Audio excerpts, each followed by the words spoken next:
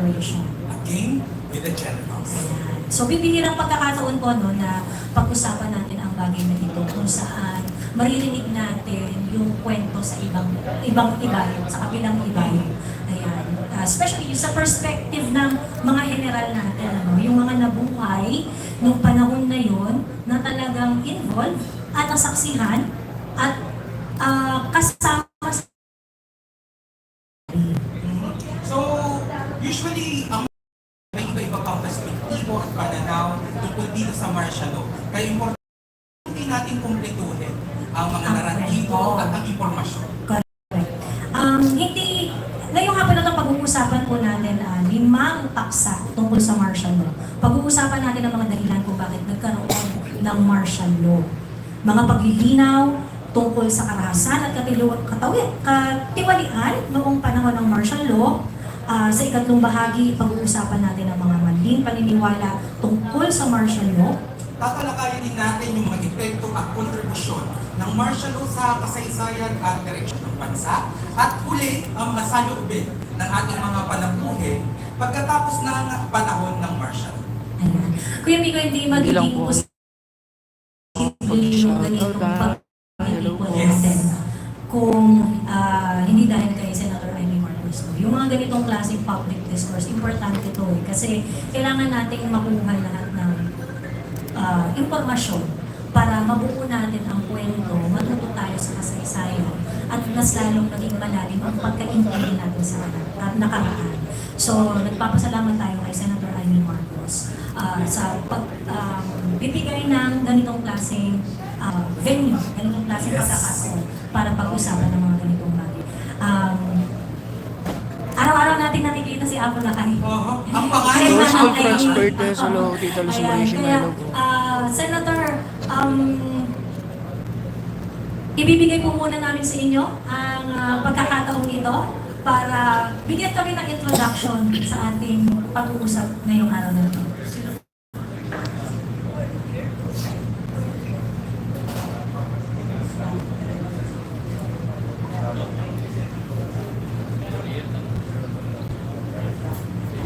Okay, magandang hapon po sa inyong lahat at narito tayo. Supposed to be round table pero naging long table, ewan ko lang.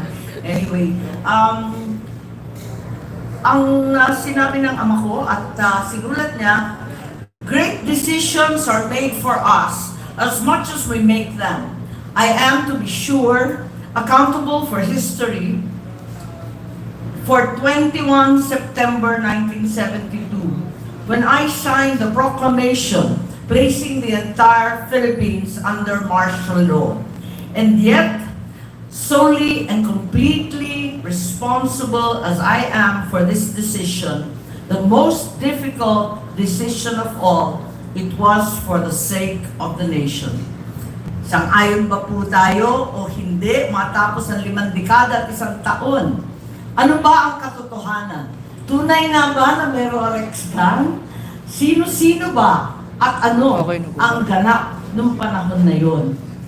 Did he actually save the republic or did he self-servingly simply extend his tenure? And eto nga, andito ang mga natitirang tanyag na sundalo ng aking ama. Papakilala ko po.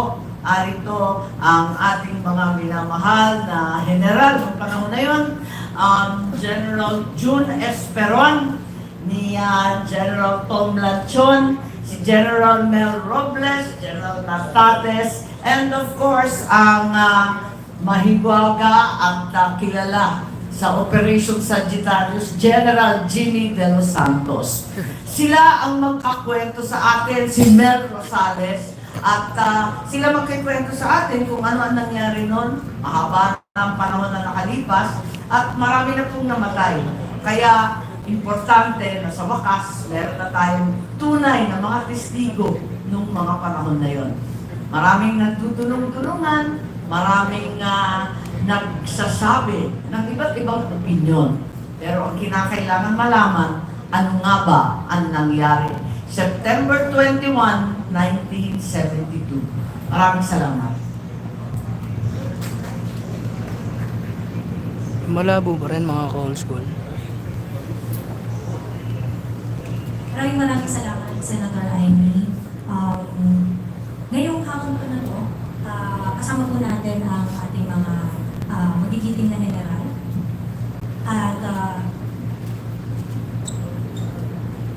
At itong mga taong to ay hindi lang mga buhay na saksi, ngunit may mga ginampanang papel sa panahon ng martial law. Kaya, bago natin simulan ang talakayan at ang storytelling kung ano talaga ang mga naranasan nila doon, isa-isahin natin yung mga pangyayari. Okay, ayan. So, ngayon, bibigyan lang po namin kayo ng rundown ng mga pangyayari noong 1972. Of course, bago nung 1972, meron tayong tinatawag ng First World War. At nung pagpasok ng taong 1972, January 11, President Marcos restores the writ of habeas corpus. On March to September 1972, various explosions take place in the Greater Manila area, which would later be called the 1972 Manila bombing. The administration attributes the explosions to the communists, but this is questioned by legislators who noted that the only suspects caught in connection to the explosions were actually linked to the Philippine Constabulary. May 19, 1972, Constitutional Convention Delegate Eduardo Quintero who delivers a privileged speech in which he exposes bribery at the Constitutional Convention. On March 30, 1972 naman, Quintero provides further details identifying Imelda Marcos and 3 others as the source of the payola money used for bribery at the Constitutional Convention. July 5, 1972, MV Kalang incident. The Philippine Constabulary confiscates arms and ammunition in a raid in Bigoyo Point, Isabela. September 13, 1972, Oplan Sagittarius, a top-secret plan to place the capital under the military control, is exposed by Senator Benigno Aquino using information provided by Brigadier General Marcos Limang. At pagdating naman ng Setyembre taong 1972, between September 17 or 71, because there would be different accounts on this, President Marcos signs the Proclamation number 1081 document, placing the entirety of the Philippines under martial law. On September 22, pagkatapos noon, Defense Minister Juan Ponce Enrile survives an assassination attempt. On the same day, President Marcos announces that he had placed the entire country under martial law with the earlier ambush as pretext. Also, Marcos issues letter of instruction number 1, which orders the of media establishments and war agencies. Still on the day, Senator Ninoy Aquino is the first person to be arrested under Proclamation number 1081 at a late-night meeting of opposition legislators shortly before midnight. The next day, September 23, in the early morning hours following Aquino Jr.'s arrest, media practitioner including Senators Francisco Soc Rodrigo, Jose Diogno, and Ramon Mitra Jr.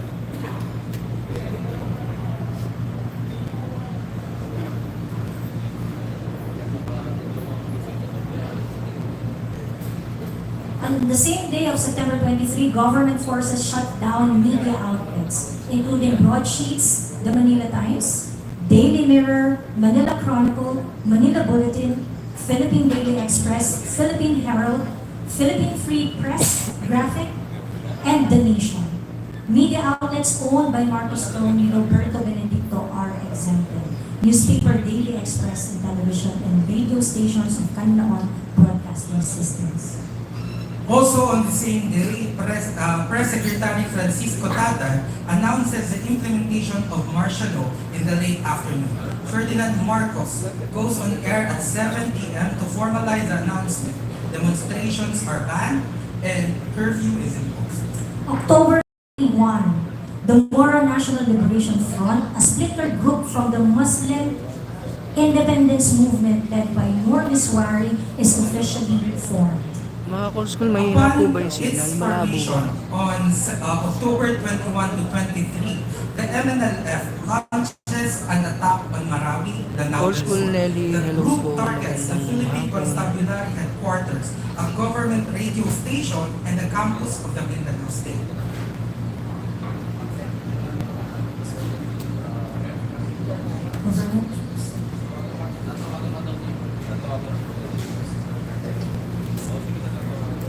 Government troops eventually retake the city. 75 persons were killed during that time. On October 23, Presidential Decree 27 is issued declaring the entirety of the Philippines as a land reform area.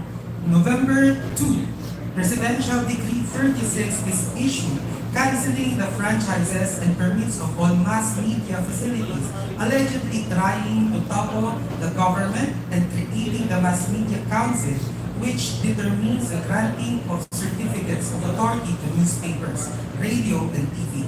It would later be restructured as the Media Advisory Council. Primitivo Mejares serves as chair of the council as well as the National Press Club. On November 29, the Constitutional Convention passes the new Constitution of the Philippines, which is supposed to be ratified via a plebiscite. December 7, Carlito Timahili attacks Imelda Marcos with Abono in a failed assassination attempt during an event for her national unification and cleanliness campaign. Congressman Jose Aspiras and beautification campaign administrator Linda Amor Robles also suffered last elections. December 31 of 1972, Marcos issues Presidential Decree 86, the revised Barrio Charter, which cancels the polls for the ratification of the new Constitution and replaces them with citizens' assemblies, which would be held in the next month, January of 1973. Yan lang yung ilang mga tagpo. Mga ka-old school, ano nga po kung blurred para at least hindi ko na po baka mahirapan tayo manood. Mga importanteng bagay na maaaring hindi natin mabanggit na mas malalim kung ang magkukwento sa atin. Kung ano ang maling impormasyon at kung ano ang masasabi nila sa paksa. Mas